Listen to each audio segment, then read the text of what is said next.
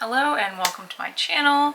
I am doing part 4 of my book review of Jill Duggar Dillard's book, Counting the Cost. I do have my previous book reviews on this channel. I will do them up here and up here. They're just for books so far. Of course, I will be doing other books like Ginger's book and some other FLDS books. Not that they're a part of FLDS, but kind of similar.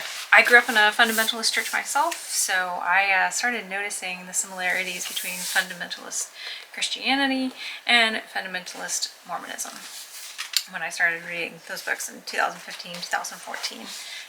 There's like a dozen books out so far from survivors of FLDS, the polygamous Mormon offshoot in Utah and Arizona, as well as other places.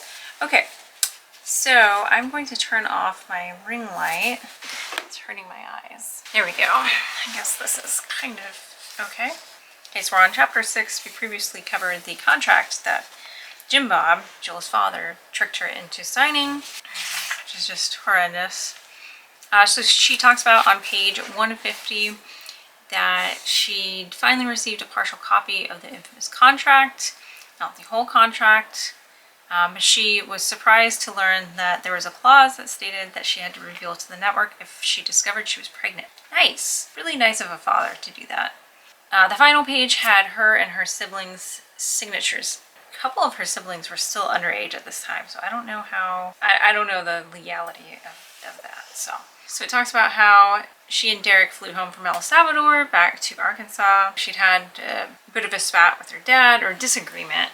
Her dad really turned it into a spat. So she was nervous to see her family, but when she came back, the whole family was waiting for them. So was a film crew, which left her wondering just how honest the hugs and the welcome backs and we love yous really were. Yes, I mean, her parents definitely could have been putting on a show there. Then she talks about she got pregnant again. They were going to move back to El Salvador just a few weeks later, but the Zika virus, if you remember, this was 2016. So the Zika virus was raging across Latin America, and it posed a very high risk to women in their early stages of pregnancy. You can Google the Zika virus. I mean, it was really causing some damage to babies. Like, they were being born with like a small head, a small brain. A lot of them didn't live long after that. So it's really scary. So they decided they were going to wait until at least the end of the year to return to El Salvador, and their mission leader, Mike, said he understood. And then they were obligated to do some shoots and some filming after that. And she talks about how Counting On, the show, now featured several of the older kids, including Jana and John David, her older twin siblings, Joseph, Josiah, Joy, and then Anna, Josh's wife. And then Ginger was engaged to Jeremy, her now husband. So there's a wedding on the horizon, which TLC loved because it was a huge ratings booster. Births and weddings they were talking about were huge for TLC, made them millions of dollars. So she says, we weren't as much of a focus as we had been in the first few seasons of Counting On, and she was finally starting to imagine a future without the show, which is good. It took some pressure off of them. On the same page, it talks about how her dad called the family meeting and said Josh has had a few more struggles. I wonder what those struggles were, because this was 2016. I mean, there weren't any public scandals involving Josh at the time. I mean, the stuff that had happened in 2015 with the police report being released, and then the Ashley Madison report, or hacking, which revealed a bunch of famous people and regular people as well. That had already happened in 2015. So really wonder what he got caught doing that he mentioned. So Jim Bob says Josh recently got his own car lot, so we feel it's best for him to go out on his own now. Yeah, you think? And his dad also bought that car lot. It was where he first worked when he got married. So Jill says that her dad's words were typically vague, designed to shut debate down, not invite it. Very telling. Somebody who tries to control the conversation. Our main job in those family meetings was just to listen. Substantive issues were not up for discussion. Very controlling father. And then Jim Bob says, Mom and I have been talking, and some of the boys are getting older and are to the point where they could use some money to help move on in life. We thought it might be a good idea for you guys to have a little bit of money so that y'all can do what you need in life. We want to give you each $80,000, and I'm guessing some of you will use it to start your own business, buy houses, or whatever to get yourselves started.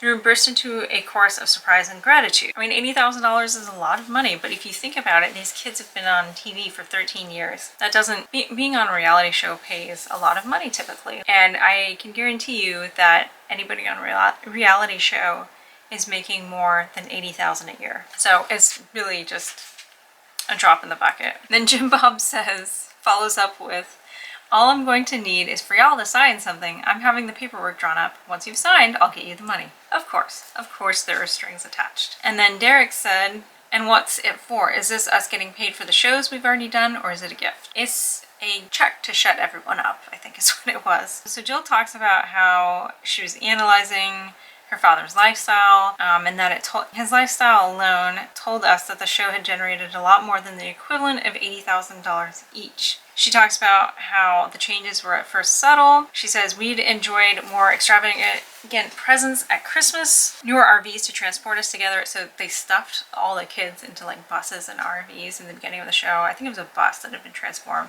And these bunks were like Navy sub bunks. I mean, they were just like, it's not a regular bunk bed. It's like this much space for a kid to squeeze into. You definitely can't sit up, which I know you're not supposed to in bed, but yeah, he got some nice RVs. Anyway, then she says, I noticed when Pop started making bigger and more generous gifts to people in need, but as the show had grown, Pops had been able to buy more and more rental properties. He continued to be generous, often allowing several of his houses to be used by friends or family at discounted rates or even completely rent-free. Okay. So on this note, there's been a lot that's been going on that people have noticed with his kids. I really analyzed this a few years ago because some of his kids that were obeying him were living in these large houses. Maybe not mansions, though. The one her brother Joe and his wife and kids were living in did look like a mansion, kind of. But these large houses, and then some of her other siblings, like herself, they were living in smaller houses. And then John David, for example, was living in it's like a trailer or mobile home. I think it was like a small mobile home. And then her brother Jeremiah, one of the younger twins, he and his wife live in like an RV. It was like a camper, like a trailer camper thing that they renovated themselves. So that tells me that these kids are not accepting money from Jim Bob to do his bidding. Derek actually said on Twitter a few years ago that he compared Jim Bob to like human trafficking.